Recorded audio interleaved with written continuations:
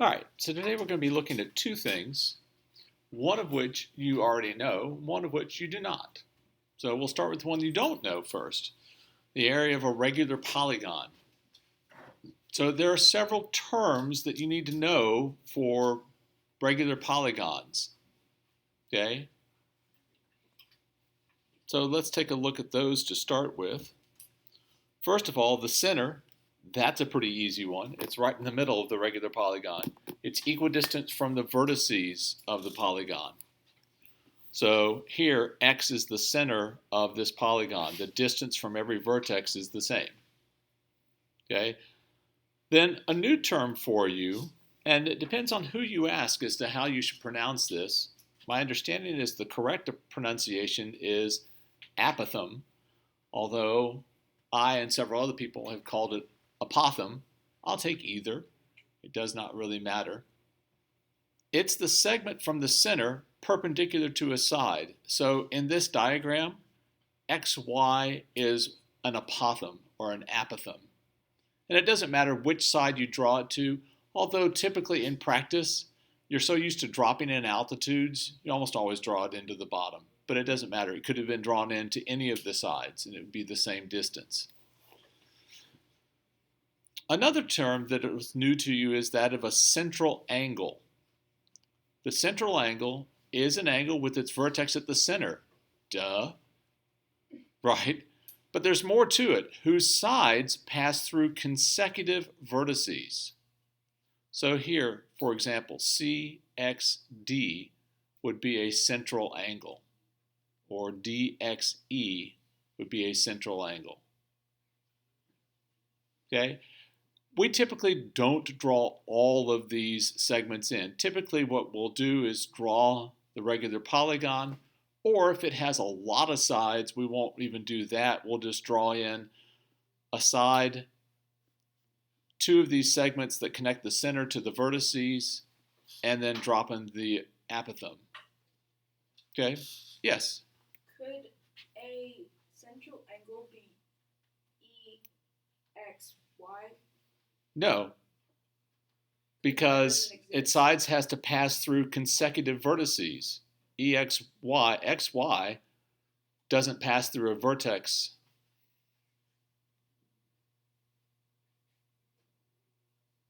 Okay. Do you know what a vertex is? The middle. No. I don't know what you mean by middle. Like the angle. The point where the two sides meet is called the vertex. Yeah. So A is a vertex, E is a vertex, D is a vertex, C is a vertex, B is a vertex. Y, not a vertex. So the two sides of a central angle have to have their vertex at the center, and the two sides have to go through the vertices, consecutive vertices of the polygon. So EXY, this side doesn't go through a vertex. Because it doesn't exist? No, you need to get off the fact that it's dotted. I could have drawn it solid. Does it go through a vertex? It's a yes or no question. Does it go through A, B, C, D, or E? No. It's not, then it doesn't.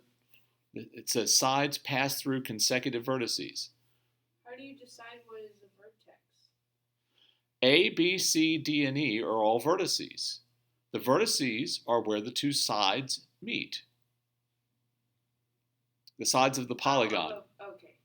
I thought it was just like a line, so I thought Y could have been A and E. No, not any two. Where two sides of the polygon meet, that's a vertex. This is why it's important to know vocabulary. All right. So, one of the things that we're going to be doing is figuring out, well, what is the area of a regular polygon? I'm going to teach you how the formula came about, and then also show you that if you don't want to use the formula, you don't have to, although it's typically faster to use the formula. Okay? So, if we wanted to find the area of this pentagon, for example, what we could do is find the area of triangle AXE down here at the bottom, and then do what? Yeah, multiply by 5, because there are 5 triangles like that. Okay? So that's one way that you could do that. Now, the area of the triangle would be 1/2 the length of this side times the apothem. Because the apothem would be the height of that triangle, right? Do you mean like 1/2? Wait, does it even matter what length, which side length you choose to have? No, but I'm looking at this triangle right here, so I would do 1/2 of side AE, which would be half of any of the sides, because it's a regular polygon, times the height of the triangle, which would be the apothem. All right, so here's the idea. The area of one triangle times the number of triangles, right? The area of that one triangle, 1/2 base times height, times n. Remember, n is the number of sides, and it's also the number of triangles. There are 5 sides here, 5 triangles. Then the base of the triangle is the length of a side, and the height of the triangle is the apothem, A. So I had a student several years ago who used this as his formula, 1/2 S times A times N. I was like, that's okay. You can do that if you want. Mathematicians are the laziest people in the entire world. I mean, the most efficient people in the entire world. And they're like, that's too many letters. I can do it in one less. So what they did is they said S times N, the length of one side times the number of sides, is the perimeter. That gives you the formula 1/2 the apothem times the perimeter. So if you forget this formula, it's okay. Find the area of that one triangle, multiply it by how many triangles you have, and you're good to go. Takes a little bit longer, but it's okay. All right, so let's do a couple of examples. Find the area of a regular hexagon with sides of length 12 centimeters. So, all right, a regular hexagon. Your hexagon doesn't have to be perfect, but let me just say one thing. Don't make it tiny. Make it big.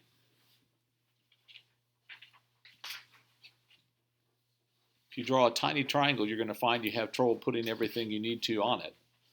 So the length of every side is 12 centimeters.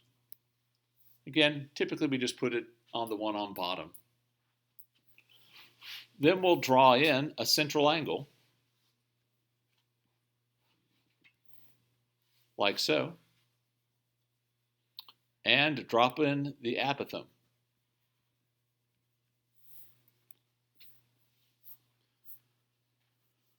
Now, what sort of a triangle is this triangle? It's isosceles. So when I drop in the height, what is it going to do to the base?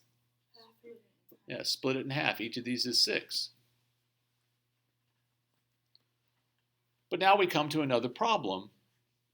And that is, I only know one side and I know it's a right triangle. That's not enough. However,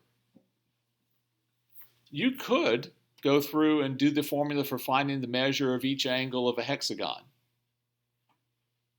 And then this segment would cut that in half. It's not the fastest way. A faster way to do it is to think about this. You don't have to necessarily draw them in. But how many central angles are there around this vertex? There's 6. And what do all those angles add up to? 360. So the central angle is going to be 360 divided by 6. That's 60. Oh, well now I know that that whole angle is 60 and that the apothem splits that in half, so this is 30. And what kind of a triangle do I have down here on the bottom left? 30, 60, 90. I got a 30, 60, 90 triangle. Yes. So you did all the angles in the middle? Or... Yes. Okay. Yeah. There are 6 angles that meet at the middle. They're all the same size. So I just divided 360 by 6. Okay. So now that I've got a 30, 60, 90 triangle, I know that the longer leg is going to be 6 times the square root of 3. So the area is going to be 1/2 the apothem times the perimeter. So it'll be 1/2. The apothem is 6 square roots of 3. And the perimeter is going to be 12 times 6 is 72. This ends up being 216 square roots of 3 square centimeters. For this, these types of problems would be allowed to use a calculator. Yes, but I don't know why you would want it. I don't want to do it in my head. You can't multiply 3 times 72 in your head? I think you can. I think you just don't want to. Yeah. I don't. All right, let's take a look at the next one. Find the area of a regular octagon with an apothem of 7 inches. So again, don't draw them super small. If you do, you'll find that you have trouble getting everything in and they all kind of crowd each other out.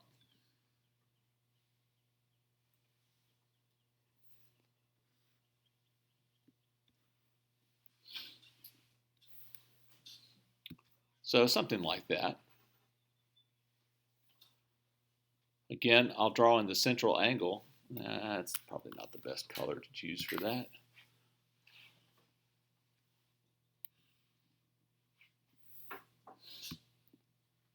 And then drop in the apothem. That's 7. So we've got the apothem. We just need to know what the perimeter of the octagon is. In order to do that, we're going to have to find out how long these little segments are down here at the bottom. We could find the angle measures at the top like we did last time. Okay, hang on just a second. So central angle would be 360 divided by 8, which is 45.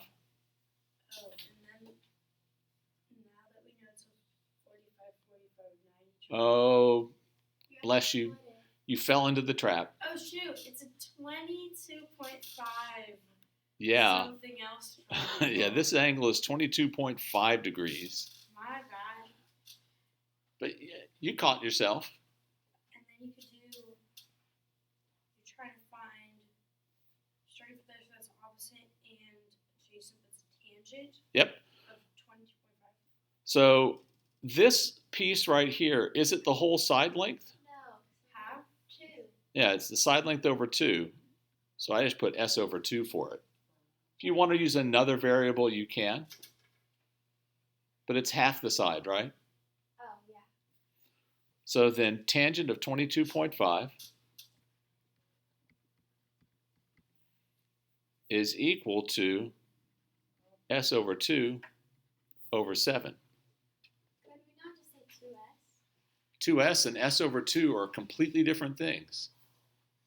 Do you want half of my candy bar or do you want 2 of my candy bars? I want 2. I probably want Yeah, this is only half. How do you get rid? How do you? Wait. Hang on just a second. Go ahead. Wouldn't you do 2S? Oh. You This- just have to multiply the whole thing in the end. Yeah, this whole thing is S. So that's half of S. Oh, so you could just write 1/2 S. That would be S over 2 and 1/2 S are the same things. Yes, ma'am. How do you do a fraction with a fraction in either of the numerator? Yeah, this is called a complex fraction where you have a fraction inside of another fraction. It's not really all that hard though. I'll multiply both sides by 7 and it'll get rid of one of the fractions. So I'll have 7 tangent of 22.5 is equal to S divided by 2. And I times it by 2, so would it be 14? You would do what? What? Multiply. Thank you. My bad. Sounding like Sammy over here, I swear. So tangent of 22.5 is equal to the length of the side. So how would we get the perimeter? Yes. Multiply the side by 8. Yeah, multiply the side by 8. So the perimeter, now at this point, we know we're going to have to chuff all this into the calculator anyway, right? So why not just write 8 times 14 tangent of 22.5? there's no advantage to putting that into your calculator right now. So then the area is 1/2 the apothem times the perimeter. So it'll be 1/2 of 7, that was given, times this horrible expression, 8 times 14 times the tangent of 22.5.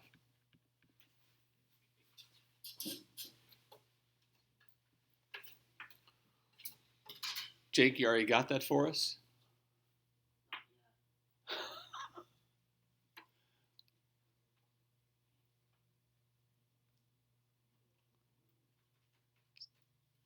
Did you put it into your calculator, Savannah? No, I put my calculator up. I have it. Okay. 162.37171165. Yada, yada, yada. And the units would be square inches. And this is about as ugly as Polygon questions get, is like this one. Not that bad. Yeah, it's not that bad. And the next thing we're going to do is something you already know about. Yay! From when? You know about circles? They're circular. They're circular. That's like saying a triangle is triangular. It is. And people are roughly human shaped. Yes. Is that our homework? It may be part of it. I don't know. Part of it. Part of it? That's 29. Okay, what? I didn't stutter, I don't think. Mr. Davis. I said maybe. I don't even know. That's something I wrote down on that at one point. I have no idea. Oh, All right, so we're going to do the area of a circle next, partly because you can figure out the formula for the area of a circle from the formula for the area of a regular polygon. The two are actually related to one another. That's what I want to show you. Man, you would think I was pulling you over hot coals or something. Who wants to do these things? Like, who comes up with this? It just is. I thought he was about to say it's fun. I thought he was about to say It's interesting at the very least. Two. And to anyone who likes thinking about things. Some of you, yeah, okay. So all of you not-its, you're in an honors math class. Sadly, All right. So what is a circle? First of all, a circle is, and there's a missing a 2D shape that word. has no sides. Is it Am all I right right? or no sides? A circle is the locus of points in a plane that are at a fixed distance called the radius from a point called the center. That's the definition of a circle.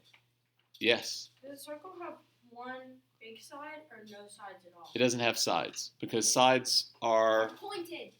Straight. segments. Oh. Does it have a curve? Ew. But those away from here. It is curved. Curved Yes. side? Like, have you separated up the curve? Usually sides are reserved for segments, so no sides.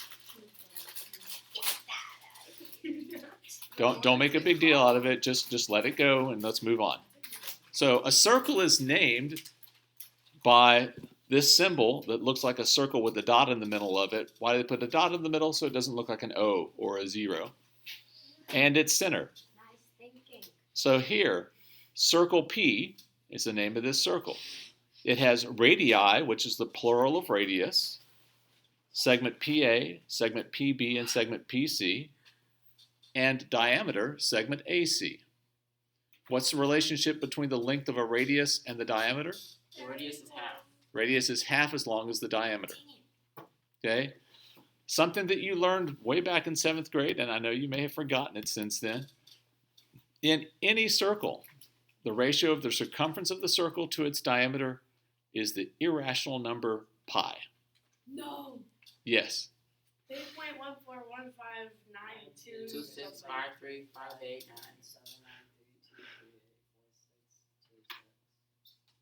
I'm really. Why would you memorize How far that? Why can would you you torture go? yourself and do that to yourself?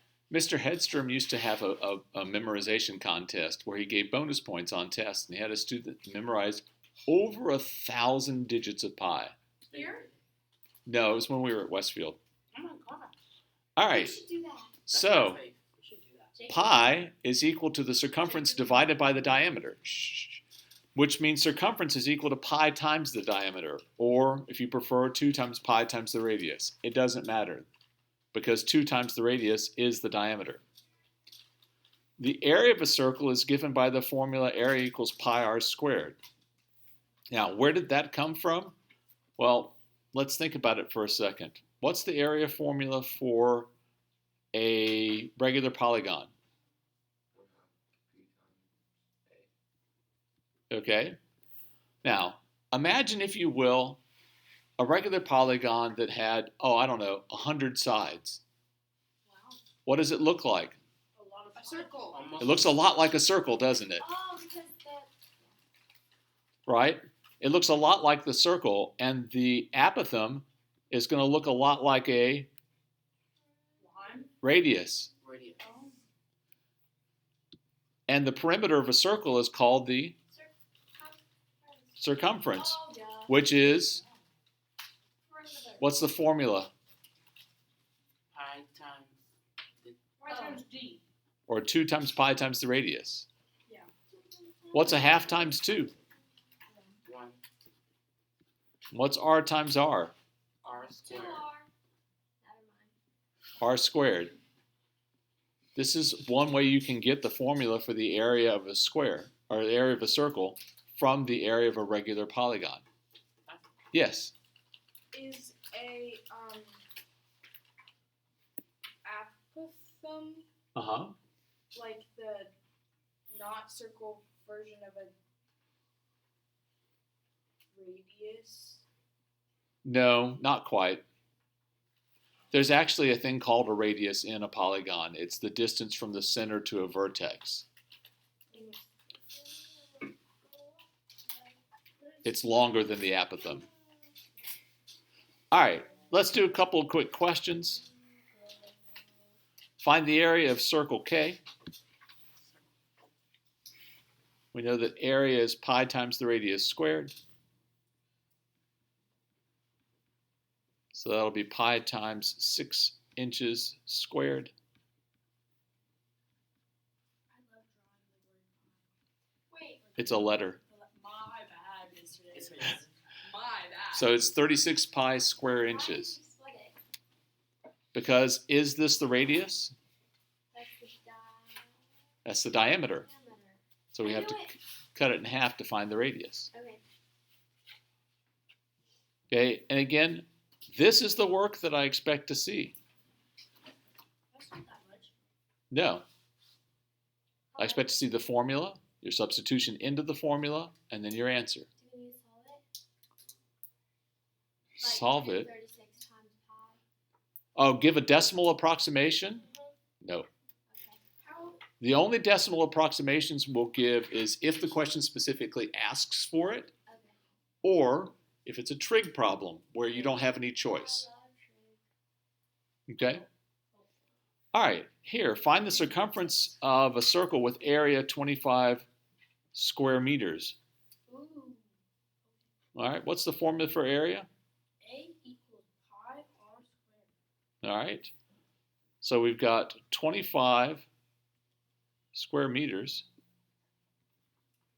is equal to pi times the radius squared. We're trying to solve that for the radius so we can find the circumference. What do we need to do first? Divide by pi. Divide by pi. So 25 square meters over pi is equal to r squared. Square root it. Take the square root. And we're only interested in the positive square root. So that's going to be 5 meters over the square root of pi is the radius. Do we just leave that? But we're not done with the problem yet. So now we want to find the circumference. The circumference is 2 times pi times the radius. So that'll be 2 times pi times 5 meters over the square root of pi. Equal to the circumference. So that would be 10 pi meters over the square root of pi. And we don't leave square roots in our final answers, do we? No. No. Savannah? What did you get? 2 times 5 is 10. Oh. So we'll multiply this by the square root of pi over the square root of pi. And that'll be 10 pi times the square root of pi meters over pi. And since it's all one term, I can divide and get the final answer is 10 square root of pi meters. That was terrible. That was terrible. It's about as ugly as it gets. I don't want to do that. And it was because there was, if this had been an area of 25 pi square meters, it wouldn't have been nearly as ugly. Don't erase it yet. Okay, yes. The meters in the square root. What? Is the meters under the square root? I took the square root of square meters and got meters. Yeah, but in like the end, is it under? No. Oh, sorry, you were asking about here. No,